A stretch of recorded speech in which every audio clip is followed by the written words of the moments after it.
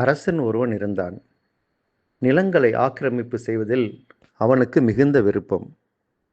அண்டை நாடுகளின் நிலங்களையும் ஆக்கிரமிப்பு செய்து கொண்டே போனவன் ஓரிடத்தில் ஓய்வெடுத்தான். அவனுடைய குதிரைகளுக்கு புல் தேவைப்பட்டது. எனவே புல் அறுத்து வர ஆள் அனுப்பினான். அவன் ஒரு வீட்டின் கதவை தட்டினான். வெளியே வந்த பெரியவரிடம் புல் கேட்டு நின்றான். இங்கு எங்கும் புல் கிடையாது. ஆனால் புல் இருக்கும் இடம் எனக்கு தெரியும். உன் அரசன் வந்தால் மட்டுமே அதை காட்டுவேன் என்றார். அரசன் வந்தான்.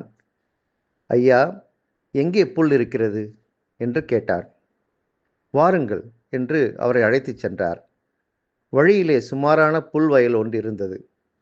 இந்த இடமா என அரசன் கேட்க, இல்லை, இன்னும் கொஞ்சம் தூரம் செல்ல வேண்டும் என்று சொன்னார். இன்னும் நடந்து போனார்கள். மற்றொரு புல் வயல் அங்கிருந்தது. இந்த இடமா என்று அரசன் கேட்க, இல்லை அரசே, இன்னும் கொஞ்சம் தூரம் நடக்க வேண்டும் என்று சொன்னார். மூன்றாவதாக ஒரு புல் வயலை பார்த்தார்கள். இந்த இடமா என அரசன் கேட்க, ஆமாம், இந்த இடம்தான். உங்கள் குதிரைகளை இங்கே ஓட்டி வந்து மேய விடலாம் என்று சொன்னார். அரசன் கேட்டான், வரும் பாதையிலே 2 புல் வயல்கள் இருந்தனவே, அவற்றையெல்லாம் கடந்து என்னை ஏன் இங்கு கூட்டி வந்தீர்கள்?